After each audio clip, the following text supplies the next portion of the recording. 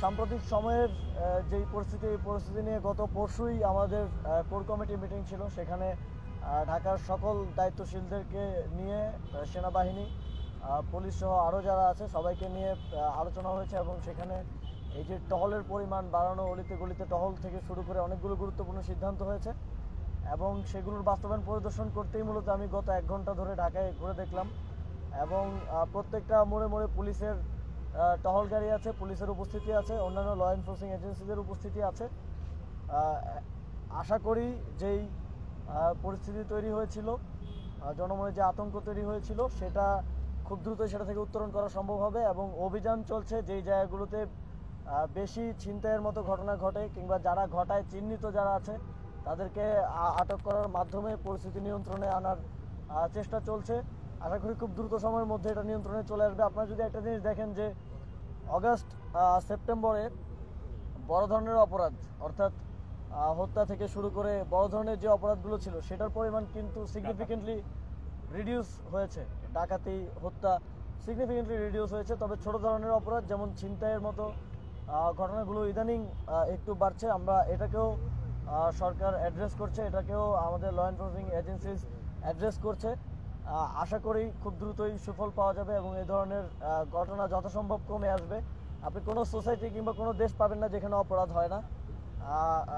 অপরাধ থাকবে, তবে সেটাকে যথাসম্ভব নিয়ন্ত্রণের মধ্যে রাখা, সেটা যেন জনমনে আতঙ্ক তৈরি না করে, প্যানিক সৃষ্টি না করে, সেটা দেখাটা সরকারের দায়িত্ব। মাননীয় উপদেষ্টা, একটা প্রশ্ন।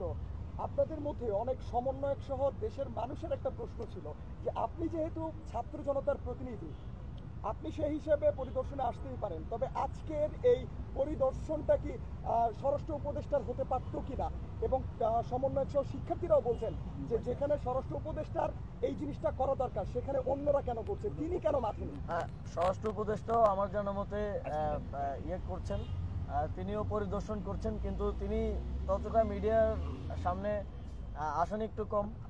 তবে তিনি পরিদর্শন করছেন আমার জানা মতে। তিনি এবং তার টিম প্রতি রাতেই বের হচ্ছেন, দেখছেন যে টহল ঠিকমতো হচ্ছে কিনা।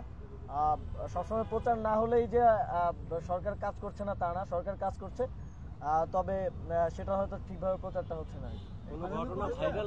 আপনি কি মনে করেন যে এখন যেই ধরনের অপরাধগুলো হচ্ছে, বিগত সময়ে তো এত অপরাধ হয়নি, তাহলে এই অপরাধের পিছনে কি আসলে অন্য কোনো উদ্দেশ্য আছে নাকি এটা ন্যাচারাল কোনো ব্যাপার?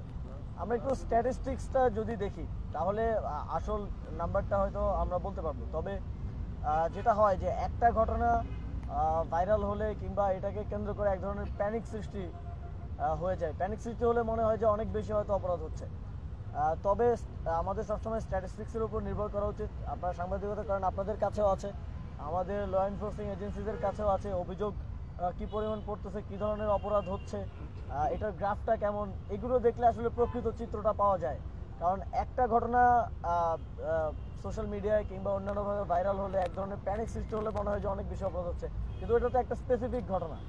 তো আমার মনে হয় যে আমরা স্ট্যাটিস্টিক্স ধরে যদি কথা বলি তাহলে আমরা বলতে পারবো যে আসল পরিস্থিতিটা কি। তবে ছোটোখাটো অপরাধ যেটা আমি বললাম সেটা একটু বাড়ছে, তবে বড় ধরনের অপরাধগুলো সিগনিফিকেন্টলি কমে এসেছে। বিগত 6 মাসে যথেষ্ট উন্নতি হয়েছে। এই ছোটোখাটো অপরাধগুলোকেও এখন যেহেতু আমাদের ল এনফোর্সিং এজেন্সি অ্যাড্রেস করছে, এটাও সিগনিফিকেন্টলি কমে আসবে। মাননীয় উপদেষ্টা, আপনার 2 দিন আগে একটি সংস্থার মহাপরিচালক রাতে একটি চেকপোস্ট ভিজিটের সময় তিনি বলেছেন যে বাংলাদেশের চাঁদাবাজি কমে এসেছে বলেই চুরি, ছিনতাইয়ের মতো, ডাকাতির মতো ঘটনা ঘটছে। তাহলে আমরা মনে করি কি চাঁদাবাজিটা থাকলেই এই জিনিসগুলো হতো না? এটা তার ব্যক্তিগত বক্তব্য হতে পারে। তবে আমাদের কিছু বিষয়, যেমন জুলাই গণঅভ্যুত্থানের পরে আমরা দেখেছি যে প্রত্যেকটি সেক্টরে আমরা তো দেখেছি যে চাঁদাবাজি হচ্ছে। চাঁদাবাজি আবার নতুন করে দেখা গেছে শুধু আগে যারা কালেকশন করতো তাদের জায়গায় নতুন মানুষজন চলে এসেছে এবং তাদের পেছনে রাজনৈতিক ইন্ধনও আছে।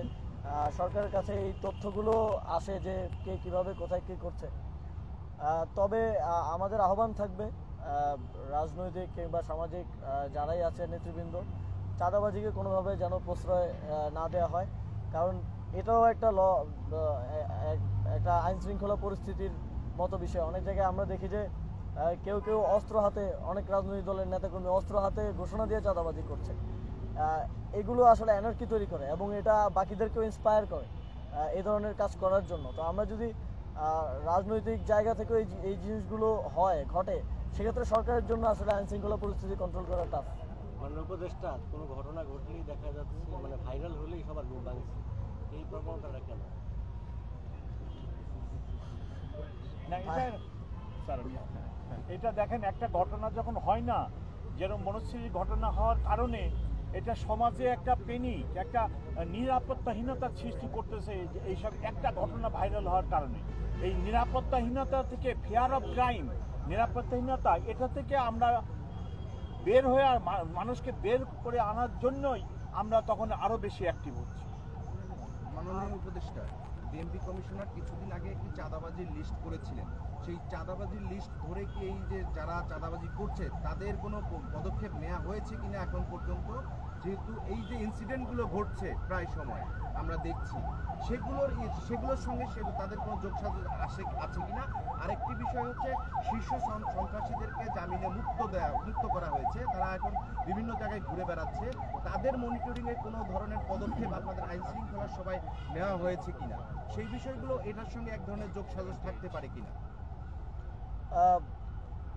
দেখুন, জামিনের বিষয়টা তো আদালতের বিষয় না, তারা এখন কিন্তু এই সমাজেই ঘুরে বেড়াচ্ছে জামিনে মুক্ত পেয়ে। তাদের পদক্ষেপগুলো কিন্তু কার্যক্রম চলমান আছে। তাদের সঙ্গে এই যে যারা চুরি ছিনতাইয়ের সঙ্গে জড়িত, তাদের কোনো যোগসাজশ আসছে কিনা? অবশ্যই আছে। আর তারা তো এখন তাদের মনিটরিং এ আপনারা ওনারা তো বের হয়ে আসে, ওনাদের গ্রুপগুলো আবার সংগঠিত করে অ্যাক্টিভ হয়েছে। অবশ্যই সেখানে এদের সঙ্গে যারা চাঁদাবাজি করছে, ছিনতাই করছে, তাদের সঙ্গে সম্পৃক্ত আমরা অনেক চাঁদাবাজ ধরছি। আমার পিছনে ওসি তেজগা দাঁড়াচ্ছে, উনি 78, আপনার পরিসংখ্যান থানায় জেনেন, নিকটেই থানা, 78 চাঁদাবাজকে ধরে কোর্টে পাঠাইছে। আপনার পরিসংখ্যান এখানে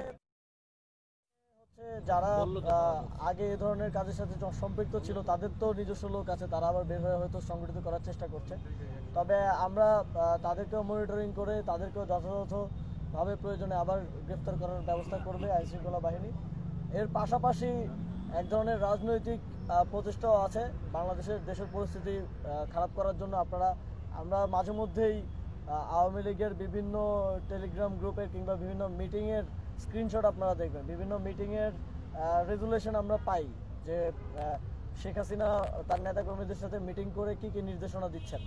যদিও অধিকাংশই দেশের বাইরে, তারপরেও নির্দেশনাগুলো এরকম যে সরকারকে উৎখাত করতে হবে, দেশের পরিস্থিতি খারাপ করতে হবে, মানুষকে বোঝাতে হবে যে শেখ হাসিনাই ভালো ছিল। তো এই রকম কাজগুলো যখন ওই দিক থেকে চেষ্টা করা হয়, তখন তো স্বাভাবিকভাবেই তারা কিছুটা অ্যাক্টিভেট হওয়ার চেষ্টা করে।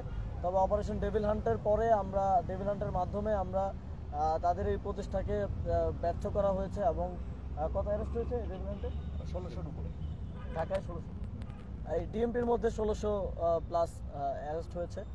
তো আমরা এটাও স্পষ্টভাবে বলে দিতে চাই, দেশের পরিস্থিতিকে বিঘ্নিত করার জন্য, দেশের এইরকম একটা ক্রান্তি লগ্নে, এরকম একটা ট্রানজিশন পিরিয়ডে জনগণের নিরাপত্তা বিঘ্নিত করার জন্য যদি কেউ চেষ্টা করে, সেটা রাজনৈতিক হোক কিংবা নিতান্তই চাঁদাবাজি ছিনতাইয়ের মতো ঘটনা হোক, সেটা কোনোভাবেই বরদাস্ত করা হবে না। সেক্ষেত্রে আইন শৃঙ্খলা বাহিনী কঠোর থেকে কঠোরতম অবস্থান নেবে। ধন্যবাদ সবাইকে, আপনারা অনেক কষ্ট করে এসেছেন, ধন্যবাদ।